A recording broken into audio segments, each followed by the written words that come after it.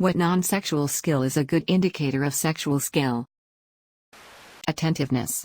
Not just being a good listener, though that's part of it, but being attentive to your needs and wants. That includes things like being courteous, being thoughtful, and reading the room, picking up on your nonverbal cues and adjusting behavior accordingly. No one is perfect at that, but people who are better at it tend to be better lovers. Dancing or any other body movement art, though not always a fighting art, that seems hit or miss. Body control tends to be a useful sexual skill. Very underrated answer. Communication is vital during sex. The skill of reading other people. If you are able to read a person like a book, your partner is going to have a good fuck session.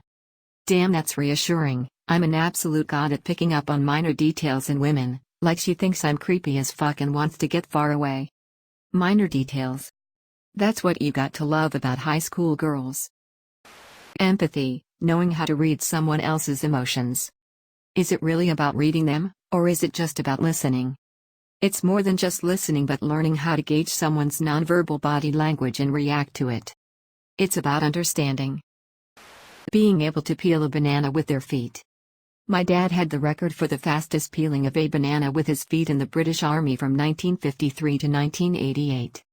35-year reign? He must be good.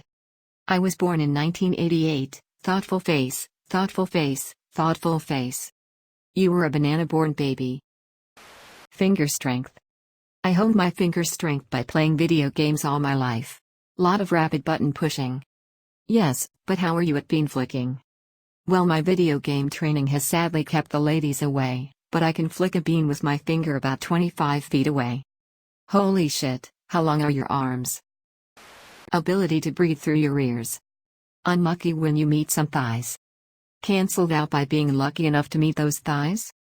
I think comment above yours is referring to a guy having his eardrums ripped after his GF came and shut her thighs on his ears. It was on Tifu, I think.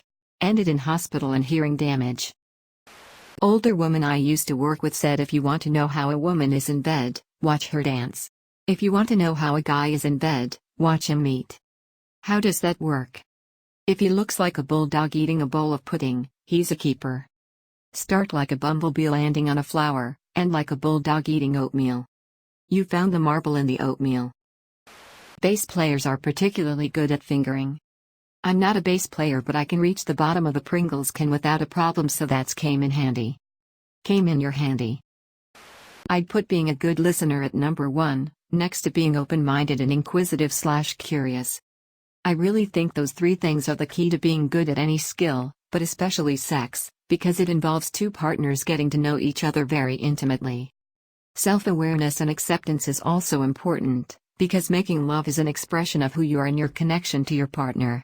Tolerance and humor about mistakes also contributes, because sex is always kinda messy and weird at first, when you don't know each other, and even sometimes later when you do. Willingness to keep experimenting is very important. Aside from that, physical fitness and charisma probably matter. Lol, I was fine up until physical fitness and charisma. Nothing gets a woman wet like a rousing war propaganda speech in German. I can pick up a coin off of a flat surface with my tongue.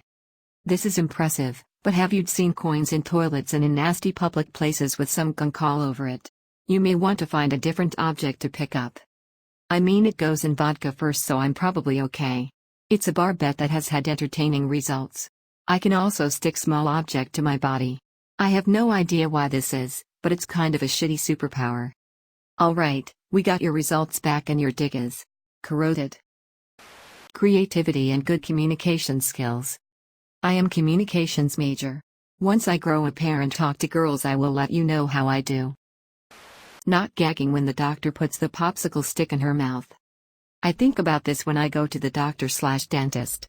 Whenever they have to stick something in the back of my throat and I don't gag, I feel like we both acknowledge that I open my throat so as not to trigger my gag reflex, something that I definitely learned while giving blowjobs. Woman shrugging. Doctors like, this bitch freaky. Confidence. Though strange enough, a lot of dominant women are very submissive in the bedroom. I find social confidence and sexual skill, or preferences, rarely have any relationship to one another, although they are very often perceived to. The bigger their poop, the bigger the butthole. My brother can clog a toilet with just his poop. Should I ask him something? Well, that doesn't necessarily mean he has a wide poop. You can clog a toilet with a really long and somewhat harder poop. That's why you have a poop knife tongue. Oh my god damn it. I'd just forgotten about the poop knife story. Years ago I was dating a woman, and we were on a few hour-long drive to the beach. I was driving, and as you do, got into the music being played on the radio. I do not remember the song, but I was tapping my fingers on the steering wheel along to the beat. FFWD about an hour, girl I'm dating tells me to pull over, she wants me to finger her and like now. Well hell yeah, so I pull over, and we have some roadside fun. Finished up and back on the road, I ask her, what got you in the mood like that? Watching your fingers go along with the beat, they were moving fast, moving slow, and you never missed the beat. Got me thinking what else you could do with your fingers. My steering wheel also came at many a red light. Spinning a pen around your fingers. Lies, I do this all the time and haven't gotten laid lamau. Could just be I'm ugly and have the personality of a lettuce sandwich on rye, but whatever. Look at Mr. Rye over here. More exciting than my white bread ass. Getting someone into bed and doing a good job once you're there are different skill sets. Rye is pretty good, it has more personality than a plain white or wheat bread in my opinion.